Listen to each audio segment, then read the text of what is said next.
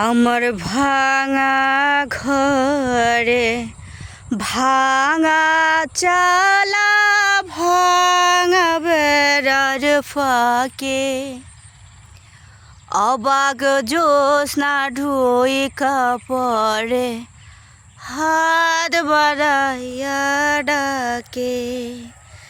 আমার ভাঙা ঘরে ভাঙা চালা ভাঙা বেড়ার ফাঁকে অবাক জ্যোৎস্না ঢুই কাপড়ে হাত বাড়াইয়া ডাকে। হাত ইশারায় ডাকে কিন্তু মুখে বলে না।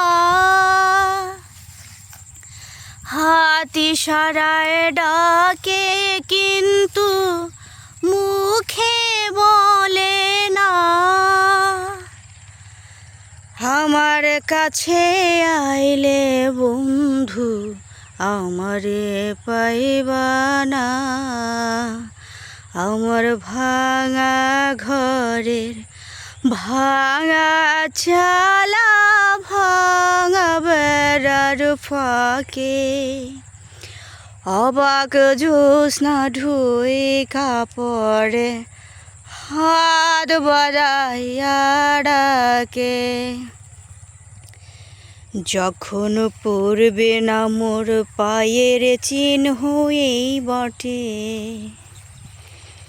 যখন পড়বে না মোর পায়ের চিহ্ন এই বটে।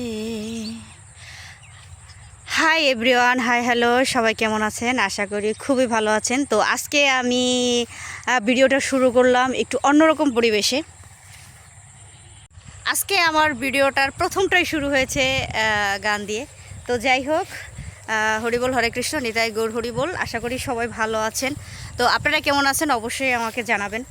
দেখুন, আমাদের আসলে কি বলবো, আমি বরাবরই সবসময় বলে আসি যে গ্রামের পরিবেশ বা গ্রাম্য সমস্ত কিছু একটু অন্যরকম। যারা গ্রামে বসবাস করে তারা অবশ্যই জানবেন যে আসলে দেখুন ধানগুলো বাতাসে কত সুন্দরভাবে দুলছে। তো চারদিকে সবুজ আর সবুজ, পরিবেশটা আসলে মনোমুগ্ধকর। যারা গ্রামে বড় হয়েছেন তারা অবশ্যই জানেন যে ধানের শুরু থেকে শেষ অবধি একটা কৃষকের কতই না কষ্ট করতে হয়। কিছু কিছু বর্তমান সোসাইটিতে কিছু কিছু ছেলেমেয়েরা আছে যে এখনও তারা জানেন না যে এই ধানটা কোথা থেকে আসে, হ্যাঁ, বা এই ধান থেকে চাল হয়, বা আমরা যে চাল খাচ্ছি বা সামনেও খাবে বা ভবিষ্যৎ প্রজন্ম এরকমভাবেই, মানে চালের বাঙালিদের বলে তো মাছে ভাতে বাঙালি। আর এই ভাতের প্রজন্ম এটা আমার মনে হচ্ছে যে বছরের পর বছর সর্বদাই সবসময় থাকবে। তো অনেকেই জানে না যে আসলে এই চালটা আমরা কোথা থেকে পাই। তো আসলে ভাই কি বলবো, বলার মতো তেমন ভাষা আমার জানা নাই। তবে গ্রামের মানুষের ধান চাষ করতে, বিশেষ করে কৃষকের ধান চাষ করতে যে কতটা কষ্ট, সেটা আসলে যারা গ্রামে বসবাস করে বা যারা গ্রামের সাথে পরিচিত তারাই জানে। তো সবাই ভালো থাকবেন, সুস্থ থাকবেন। চেষ্টা করব সামনে আপনাদের আরও ভালো কিছু দেখানোর জন্য। তো যাতে আমি আপনাদের সামনে আরও ভালো কিছু নিয়ে আসতে পারি, সবাই আমার জন্য আশীর্বাদ করবেন। টাটা, বাই বাই, হরি বল, হরে কৃষ্ণ, নিতাই গৌর হরি বল।